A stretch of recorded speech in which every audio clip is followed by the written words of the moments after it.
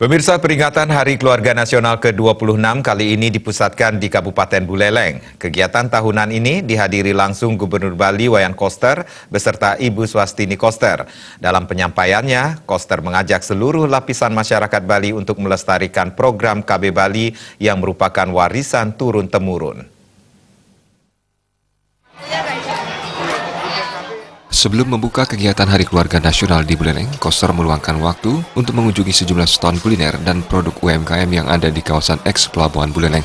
Koster beserta ibu dan sejumlah undangan lainnya menyempatkan membeli produk lokal sembari memberikan arahan dan untuk menjaga melestarikan kualitas produk lokal. Saat membuka acara Hari Keluarga Nasional ke-26, Gubernur Koster menegaskan masyarakat tidak perlu takut untuk memiliki 4 orang anak atau yang selama ini disosialisasikan dengan istilah KB Bali. Pasalnya negara dan daerah ikut berperan dalam hal kesejahteraan masyarakat. Karena Bali berhak untuk melahirkan lebih dari 2 anak, bahkan sampai 4 anak. Ini diyakini sesuai dengan kearifan lokal Bali yang bertujuan untuk melestarikan keturunan masyarakat Bali yang identik dengan 4 anak dalam satu keluarga. Sekarang ini udah nggak ada alasan lagi untuk khawatir punya anak lebih dari 2. Zaman dulu orang bisa 4 anak, 6 anak dengan jualan canang bisa. Sekarang negara sudah terjun langsung dengan APBN dan APBD untuk ngurusi pendidikan, kesehatan, perumahan, infrastruktur, pangan. Udah bikin anak banyak-banyak. KB Bali. Ini masyarakat nggak perlu khawatir, Pak? Nggak perlu khawatir. Nggak ada yang perlu dikhawatir. Semua sekarang sudah tingkat kesejahteraan masyarakat kan sudah naik. Tidak bertentangan dengan program nasional, Pak? Nggak ada. Bertentangan dengan namanya nggak ada. Undang-undangnya nggak ada.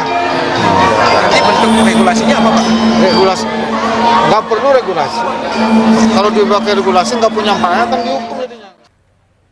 Kegiatan tersebut dibuka langsung Gubernur Bali didampingi oleh pimpinan kepala daerah yang ditandai dengan pemukulan gong.